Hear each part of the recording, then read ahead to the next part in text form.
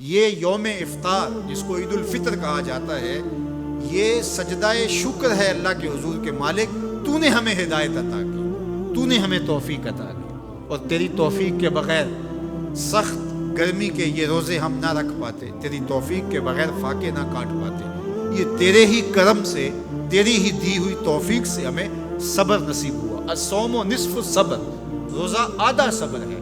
تو جس نے توفیق دی، اب اسی کا شکریہ ادا کرنے کے لیے ہم کھلے میدان میں، ہم مرکز میں، ہم مسجد میں، ہم مختلف جگہوں پہ جمع ہوتے ہیں اور جمع ہو کے اس بات کا اعلان کرتے ہیں، مالک میری توفیق بھی تیرے کرم کا صدقہ، یہ قدم اٹھتے نہیں اٹھائے جاتے ہیں۔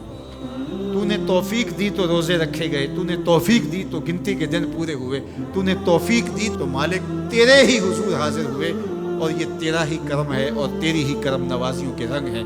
حضرت معاذ بن جبل رضی اللہ تعالیٰ عنہ فرماتے ہیں کہ ایک دن حضور نے میرا ہاتھ پکڑا اور ہاتھ پکڑ کے فرمایا، اے معاذ واللہ انی لأحبک، اللہ کی قسم میں تجھ سے پیار کرتا ہوں۔ پھر دوبارہ فرمایا، واللہ انی لأحبک، اے معاذ میں اللہ کی قسم تم سے پیار کرتا ہوں۔ اور اس پیار کی وجہ سے حضور نے حضرت معاذ بن جبل کو بتایا کیا، میں تجھ کو وصیت کرتا ہوں کہ ہر نماز کے بعد ان کلموں کو جو میں تمہیں بتا رہا ہوں ان کو ترک نہیں کرنا، اس کو بھولنا نہیں ہے، اس کو چھوڑنا نہیں ہے۔ اور وہ کیا؟ اللہم اعنی علی ذکرک و شکرک و حسن عبادتک، اے اللہ مجھے توفیق دے اپنی عبادت کی، مجھے توفیق دے اپنے ذکر کی، مجھے توفیق دے اپنا شکر ادا کرنے۔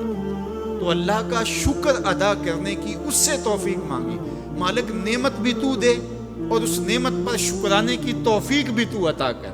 اور اللہ فرماتے ہیں میری دی ہوئی نعمت پر میرا جب تم شکر ادا کرو گے میری دی ہوئی توفیق کے ساتھ، تو میں تم سے عہد کرتا ہوں لئن شکرتم لازیدنکم، میں تمہیں اور زیادہ عطا کروں گا۔ اللہ اکبر، شکریہ سے نعمت میں اضافہ ہوتا ہے، نعمت میں برکت ہوتی ہے۔ ایک دوسرے مقام پہ کتنی خوبصورت بات ارشاد کی، ما یفعل اللہ بعذابکم ان شکرتم و آمنتم، اللہ فرماتا ہے کہ وہ تمہیں عذاب دے کے کیا کرے گا اگر تم شکریہ ادا کرو اور ایمان لاؤ۔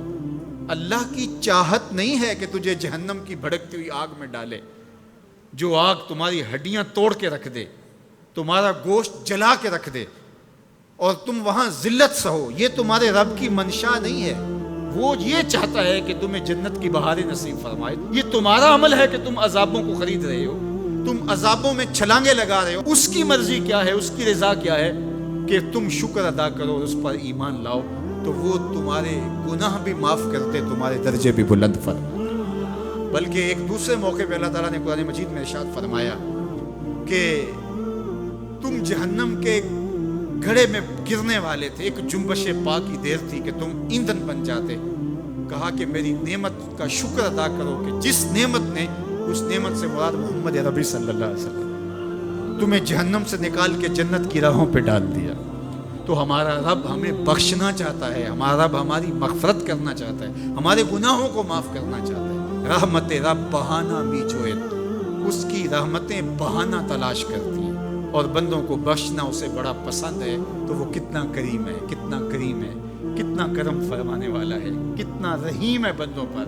جب بندے عیدگاہ کی طرف آ رہے ہوتے ہیں اور چیخ چیخ کے کہہ رہے ہوتے ہیں اللہ اکبر اللہ اکبر لا الہ الا اللہ واللہ اکبر اللہ اکبر وللہ الحمد اللہ اکبر لا الہ الا اللہ واللہ اکبر اللہ اکبر وللہ الحمد اللہ اکبر لا الہ الا اللہ واللہ اکبر اللہ اکبر وللہ الحمد۔ تو اللہ فرشتوں سے فرماتا ہے کہ کیا مزدوری دی جائے اس مزدور کو جو کام پورا کرے؟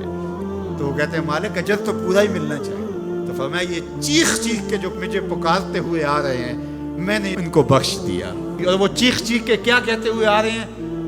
اللہ اکبر لا الہ الا اللہ واللہ اکبر اللہ اکبر وللہ الحمد اللہ اکبر لا الہ الا اللہ واللہ اکبر، اللہ اکبر وللہ الحمد۔